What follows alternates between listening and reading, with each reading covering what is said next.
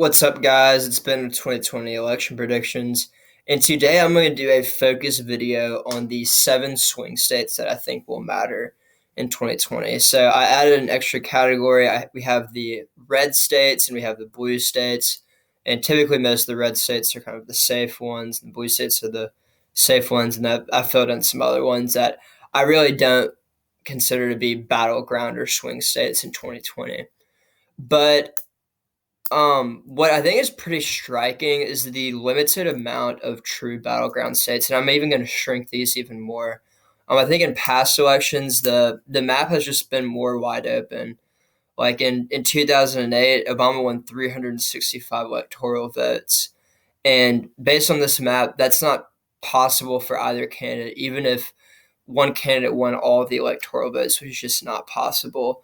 So in this video, I kind of want to rank all these swing states in terms of competitiveness, because I really do think that that will matter going forward. So some of these states I think will be a lot closer than the other ones. So let's just go ahead and rank them in competitiveness. So I will go from like last to first. So the state that I think is least competitive, I will do first, and then the state that I think is most competitive, I will rank last.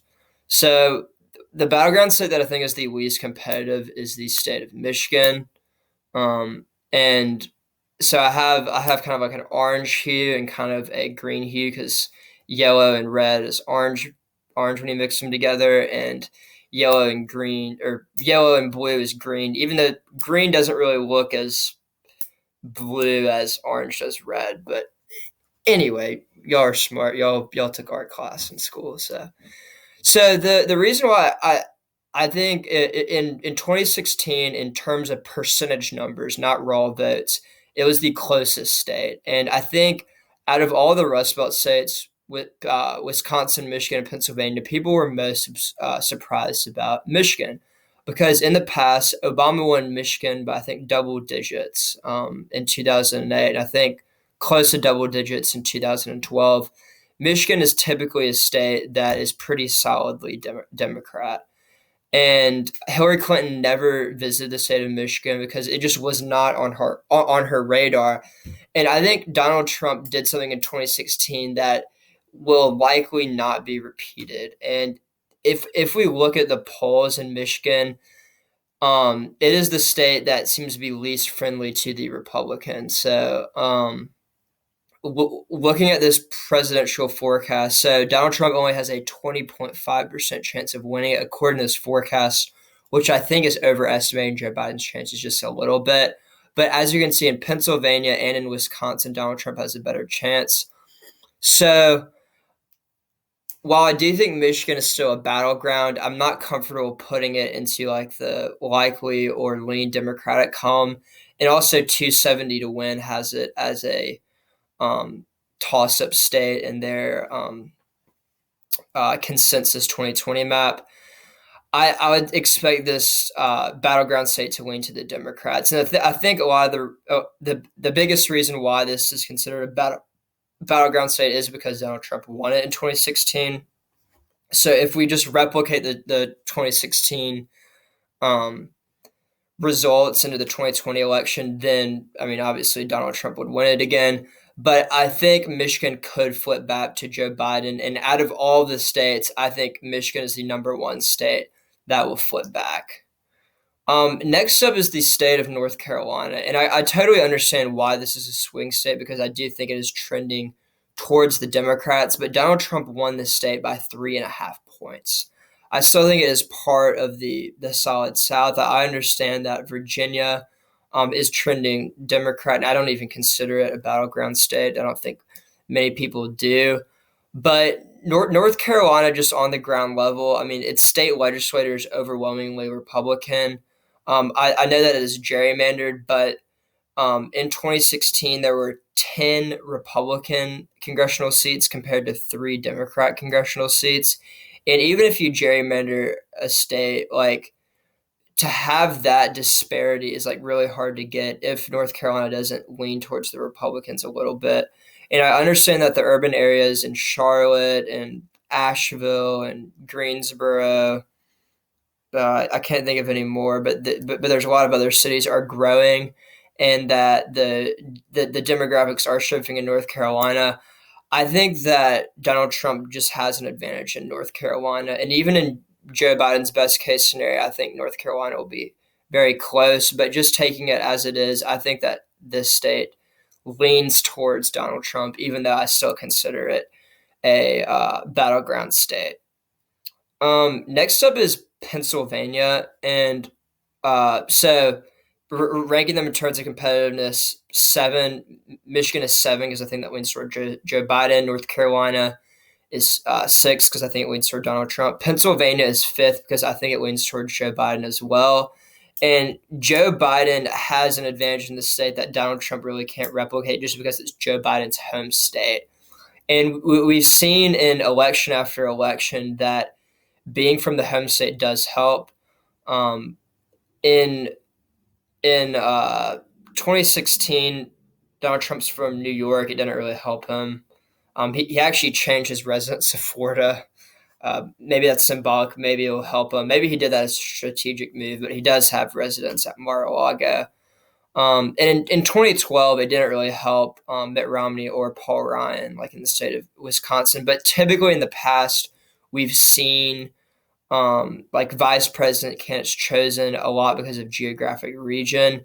And I think Joe Biden, he just has a sense about the people of Pennsylvania. And I think he'll be able to connect more with the white working class voter in Pennsylvania than Hillary Clinton did in 2016.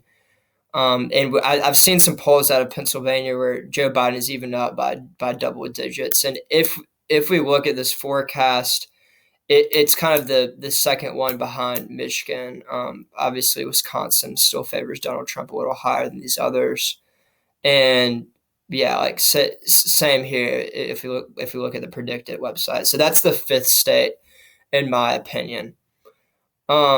Next up is the state of Florida, which I think favors Donald Trump. And I know this might surprise people, but I've said this countless times in my videos. In 2018, in a Democrat wave year, the Republicans held on. And the polls are off by an average of, I think, of about 5 points. And I understand that Joe Biden is up in the polls, but I think it is a very unique time and that Donald Trump is facing a lot of headwinds. I think as we get closer towards the election, that Donald Trump's poll numbers and his percentage chances in these models is going to go up. Because right now, nationwide, his numbers are just like as bad as you can get, and I think this is going to shift tremendously. I mean, even just looking at the presidential election winner, like this is as bad as it has been for Donald Trump. You see, Donald Trump has been ahead a lot, but like Joe Biden's taken a lead. But I really expect these to shift back, and when it shifts back, I think Florida will shift back because not a lot of people realize this, but Florida is demographically fairly representative of the United States in terms of its white population. Like the Rust Belt has a lot higher white population than the nation at large, but I think Florida's right there between 60 and 70% white population.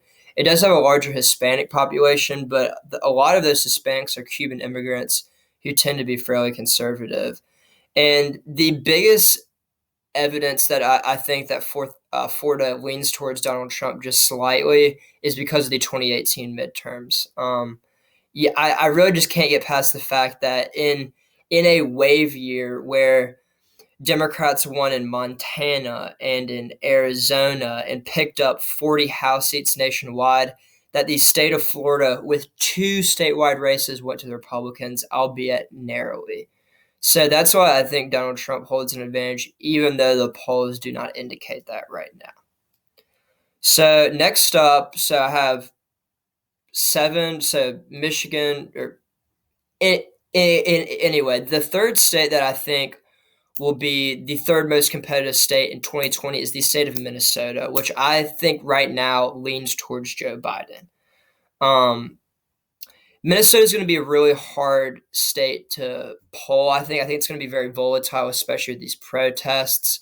Minnesota has typically been pretty favorable to the Democrats, but it's been shifting right. So the same way that Arizona has been shifting leftwards, I think Minnesota has been shifting rightwards, and it could move over to the Republicans in this election. Still, I think intrinsically that the Democrats hold an advantage here. And these George Floyd protests could help Joe Biden a lot, or kind of the Donald Trump can present himself as a law and order candidate, and maybe that could push him over the edge in Minnesota. I I really don't know, and that's why I think Minnesota could be competitive. I think it will swing on the pendulum a lot.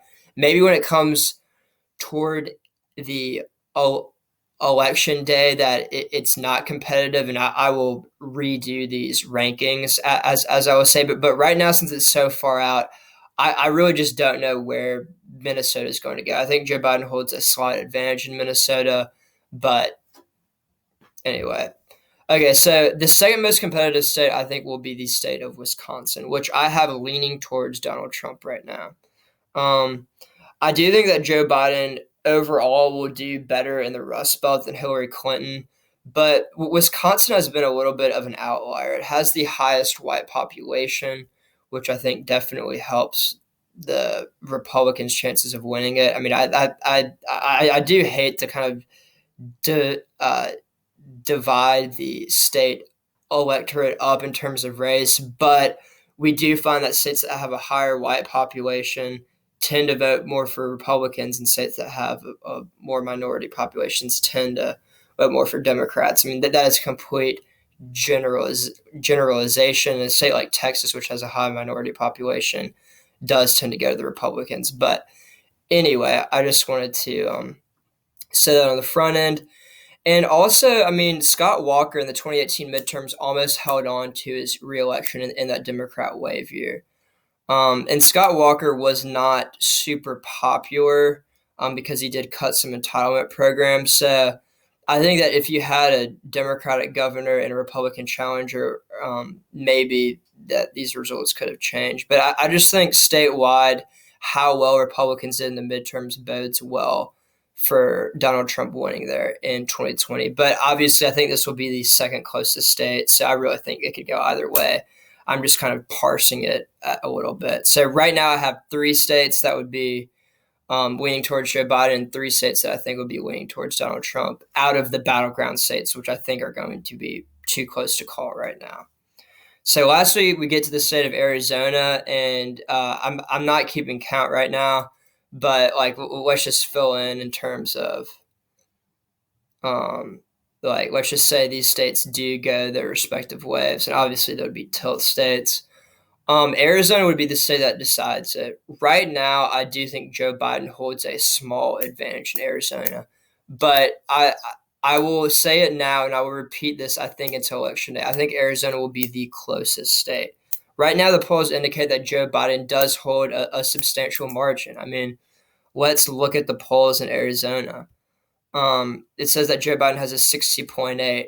But the reason that people aren't just looking at the polls is because the experts still have this as a Republican leaning state, because it's been a Republican leaning state for so long. Mitt Romney won the state by I think like 7 to 10 points, and so did John McCain. Obviously, the demographics are changing a lot, but I mean the polls still have this as a fairly competitive race, even though Joe Biden is in the lead. I think when you pull Donald Trump and Joe Biden right besides Martha McSally and John Kelly, it does skew the polls a little bit in Joe Biden's favor. So we will see. If I give this to Joe Biden, it's a very, very close 279 to 259. But obviously, if I give this to Donald Trump, then he wins the election. So really, it could go either way. This is going to be a very, very close election, and we will see how it turns out. I hope you all enjoyed my swing state video, and be on the lookout for a new video tomorrow. Thanks.